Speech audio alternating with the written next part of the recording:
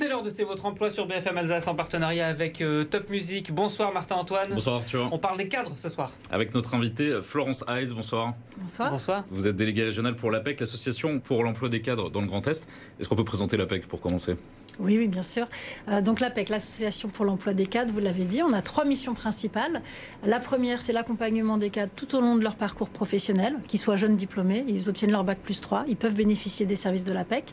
Pendant leur parcours professionnel, qu'ils soient actifs ou qu'ils soient demandeurs d'emploi, ils peuvent bénéficier de nos services. Et aussi au moment du passage à la retraite, pour préparer leur retraite. Notre deuxième mission, c'est d'accompagner les entreprises sur tous leurs projets de recrutement, d'intégration, fidélisation, marque employeur. Et puis la troisième mission qui est moins connue, c'est qu'on a un observatoire interne qui produit des études de manière très régulière pour éclairer le marché de l'emploi sur l'emploi cadre et ses évolutions. Avec donc une étude qui va sortir prochainement. Alors on ne peut pas tout dévoiler pour l'instant, mais il y a des tendances en tout cas qui sont en train de se définir.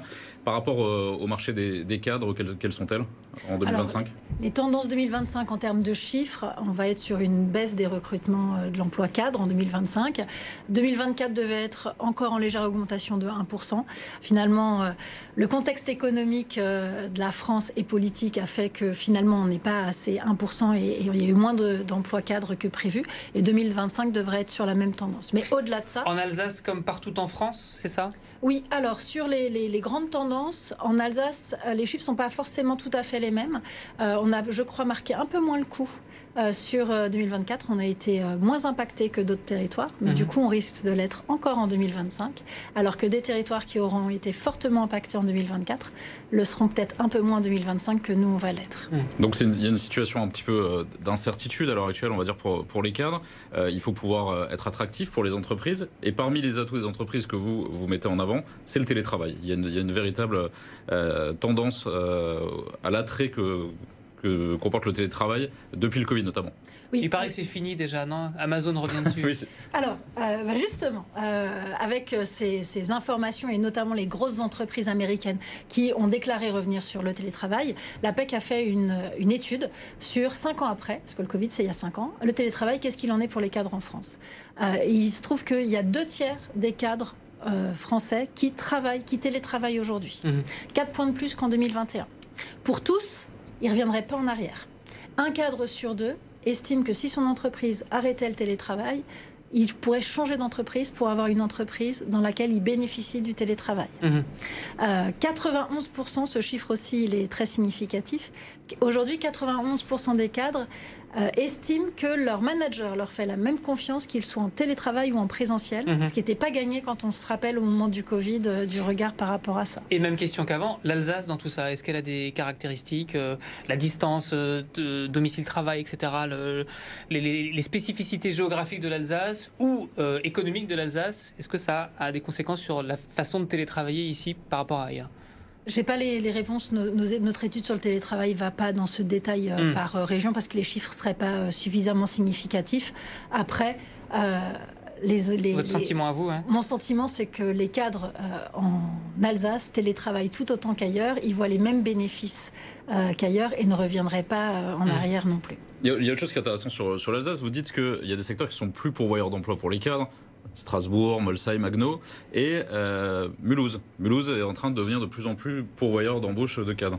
Alors il faudra voir ce que donnent les chiffres sur 2025, mais effectivement l'année dernière en 2024 c'était plutôt la tendance, mais qui n'était pas que la nôtre, qui était la tendance aussi de pas mal d'études, en combinant en fin de compte différents facteurs. C'est pas que l'emploi, c'est aussi l'attractivité de la ville par rapport au marché immobilier, les conditions de vie à Mulhouse qui se sont beaucoup améliorées ces dernières années et qui font que c'est un territoire qui finalement est assez proche de Paris et frontalier avec la Suisse, donc avec des offres d'emploi aussi en Suisse, et que c'est un territoire où finalement il y avait une augmentation de l'emploi cadre.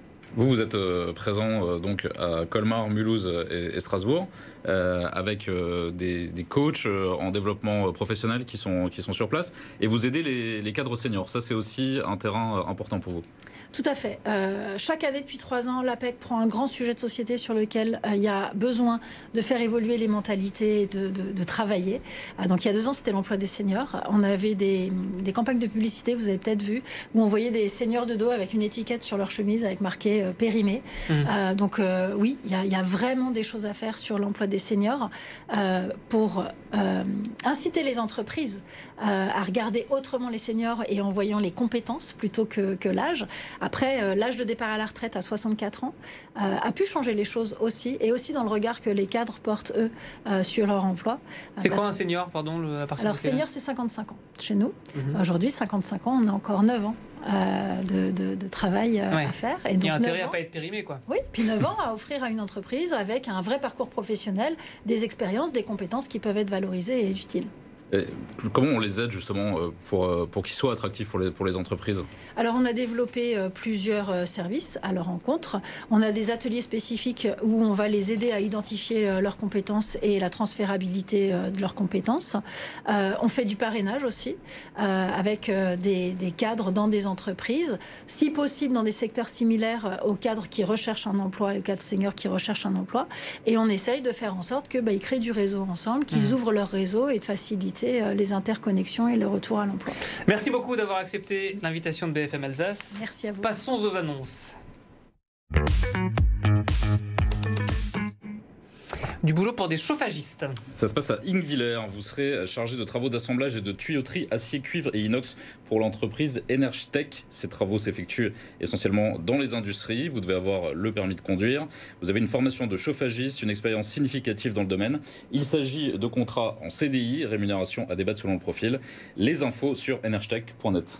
Le laboratoire B2A recrute des infirmiers préleveurs à Benfeld. À Benfeld, vous travaillerez au sein d'un laboratoire de biologie médicale. Vous devez accueillir la patientèle en charge des prélèvements. Vous êtes titulaire d'un diplôme d'état d'infirmier avec la certification AFGSU2. C'est précis, ouais. Ou alors d'un BTS de technicien de laboratoire. On veut dire que ceux qui connaissent savent, voilà. Voilà, c'est pour les initiés. Vous possédez le certificat d'aptitude à effectuer des prélèvements sanguins, évidemment, et des CDI à pourvoir dès maintenant.